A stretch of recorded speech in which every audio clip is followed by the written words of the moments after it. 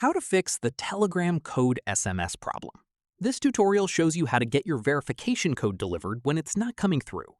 First, open Telegram. After that, on the login screen, make sure you've selected the correct country code before entering your phone number. From there, tap Send Code and wait a minute or two. Sometimes the SMS just takes a little longer to arrive. Right here, if the code still hasn't come through, tap on Call Me Instead, so Telegram calls you with the code instead of sending an SMS.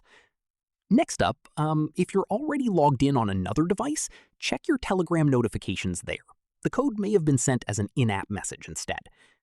Moving on, check if your carrier is blocking international SMS messages. Some carriers do this by default, and you may need to contact them to enable it. Finally, if none of these work, open Chrome, go to telegram.org/support, describe your issue, enter your full name, email address, and phone number with country code, then tap Submit and wait for the support team to get back to you.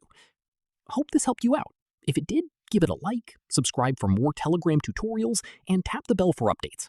See you in the next one.